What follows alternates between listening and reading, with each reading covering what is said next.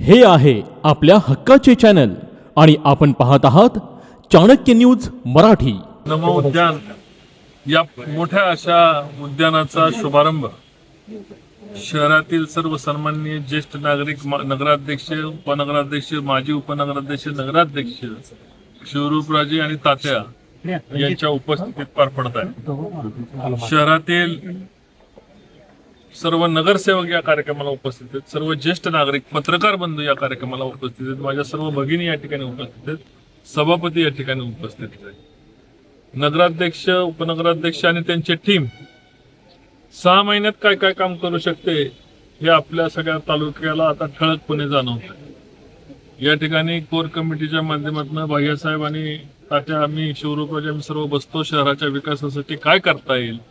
आम्हाला जागाच कमी पडतायत, नाही तर शहरामध्ये आणखीन मोठ्या प्रमाणावर विकास कामं करता येतील।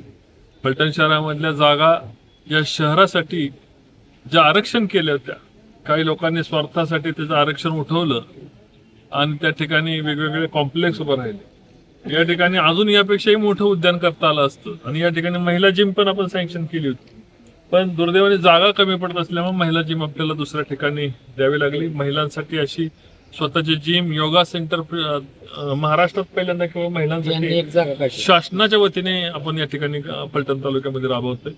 हे उद्यान तुम्ही असणारे या भागाचे दोन्ही नगरसेवक जे भोसलेताई आणि संदीप चोरमले या दोघांचे नेतृत्वाखाली या उद्यानाचे कामकाज चालणार आहे।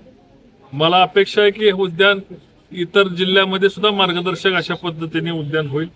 या ठिकाणी माझ्या सौभाग्यवती ॲडव्होकेट जिजामालांनी सांगितलं की ॲम्पी थिएटर करा। ॲम्पी थिएटरचा जर काही निधी कमी पडला तर तो आपण इतर फंडामधनं कुठं ऍडजस्ट करून घेऊ। ॲम्पी थिएटर केलं तर छोटे मोठे कार्यक्रम असतील, वाढदिवस असतील, या भागातील मुलांचे घरातले छोटे कार्यक्रम असतील तर छोटे खाणी कार्यक्रम करण्याकरता रणजित बाबा कुठे गेले, बाबा तुम्ही ॲम्पी थिएटरचा इथे एक छोटा प्रकल्प घ्या, लागणारे पैसे आपण त्याला उपलब्ध करू। एकंदर शहरामध्ये आज मंगळवार पेठेमध्ये 5 उद्घाटनं झाली, कालही काही उद्घाटनं झाली। शहरामध्ये प्रत्येक असं कुठलीही वॉर्ड नसेल की जिथं कामाचे शुभारंभ होत नाहीत। प्रत्येक ठिकाणी शेकडो कोटी रुपयाची कामं चालू आहेत आणि नव्याने पालखी महामार्ग चालू आहे, पण नव्याने परत 70 कोटी रुपये केंद्र सरकार मंजूर करत असलेल्या त्याही रस्त्याची कामं येणाऱ्या 4-6 महिन्यामध्ये चालू होती।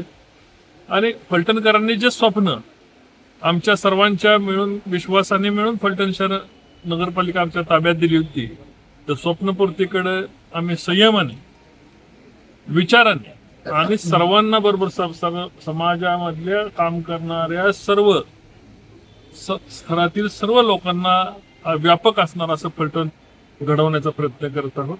शहरामधले सर्व आजी माजी ज्येष्ठ नगरसेवक यांच्या सर्वांचं त्याच्यामध्ये आणि विरोधातीलही नगरसेवकांच्या आम्ही त्याच्यामध्ये सूचना घेत आहोत। या ठिकाणी शहराचा विकास करणं आणि शहर बदलून दाखवणं आणि बदलाव आणणं हेच आमचं या ठिकाणचं उद्दिष्ट आहे। राजकारणामध्ये काम करत असताना टीका टिप्पणी होत राहते, पण डोळ्याने होत असलेला बदलाव लोक विसरू शकत नाही। लोक टीका करतील, काय करतील, हे सगळं करतील, पण डोळ्या देखत होत असणारा बदल, शहरामध्ये घडत असलेला बदल हे कुणीही विसरू शकत नाही, कुणीही बदलू शकत नाही। टीकाकारांना नेहमी टीकाकारांनी टीका करत राहावी, त्यांच्या टीकेतनं जे अनुकूल असेल ते आपण घ्यावं या विचाराने आम्ही काम करतोय। शहरामधल्या अजून ज्येष्ठ लोकांच्याशी चर्चा करून व्यापाऱ्यांची बैठक घेऊन व्यापाऱ्यांच्याकडनंही समस्या जाणून घेऊन अजून आपण त्याच्यावर आपल्याला काम करायचंय।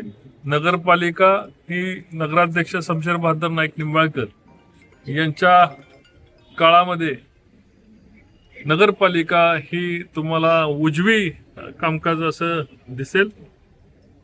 उपनगराध्यक्षांच्या टीम हे डेव्हलपमेंटच्या दृष्टीने चांगलं काम करतील, या दोन्ही शुभेच्छा मी या ठिकाणी देतो। सर्व नगरसेवकांना मी या ठिकाणी माझ्या शुभेच्छा देतो। जय हिंद, जय महाराष्ट्र। हे आहे आपल्या हक्काचे चॅनल आणि आपण पाहत आहात चाणक्य न्यूज मराठी।